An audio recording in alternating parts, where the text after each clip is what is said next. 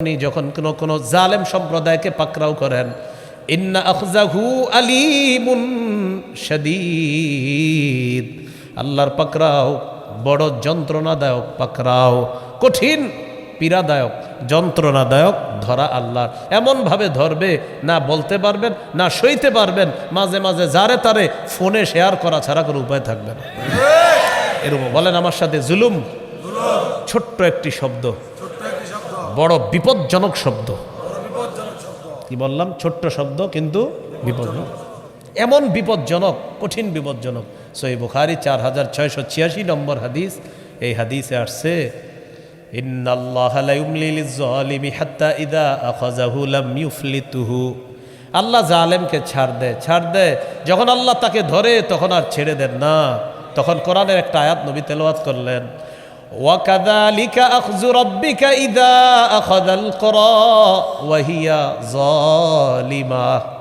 আপনার রবের পাকড়াও এমনই, যখন কোনো জালেম সম্প্রদায়কে পাকড়াও করেন, ইন্না আখযাহু আলীমুন শাদীদ, আল্লাহর পাকড়াও বড় যন্ত্রণাদায়ক পাকড়াও, কঠিন পীড়াদায়ক যন্ত্রণাদায়ক ধরা আল্লাহর। এমনভাবে ধরবে না বলতে পারবেন না সইতে পারবেন, মাঝে মাঝে যারে তারে ফোনে শেয়ার করা ছাড়া কোনো উপায় থাকবে না।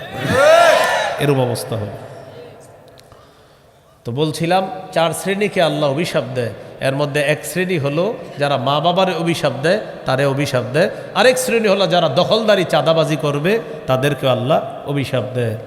সূরা শুরা 42 নম্বর আয়াতে আল্লাহ বলেন, ইন্নামাস সাবিলু আলাল্লাযীনা ইউযলিমুনান নাস, যারা মানুষের উপর জুলুম করে, নির্যাতন করে। আয়াতের ব্যাখ্যা হলো যারা দখলদারি করে, যারা চাঁদাবাজি করে। এই চাঁদাবাজার দখলদারি যারা করে তাদের উপর, তাদের বিরুদ্ধে শাস্তির প্রয়োগ করা হবে, তাদের বিরুদ্ধে শাস্তি প্রস্তুত করা হবে, তাদেরকে শাস্তি দেওয়া হবে। এই আয়াতে দখলদার উদ্দেশ্য, চাঁদাবাজ উদ্দেশ্য। এখন আপনি বললেন, হুজুর দখলদার কারে বললেন? যে দখলদারি করে। এই আয়াত কার বিরুদ্ধে? যে দখলদারি করে, যে চাঁদাবাজি করে। তো এটা কি ভালো কাজ? বলেন, বাসের না করলেই তো হয়। আল্লাহ বুঝার তৌফিক দান করেন।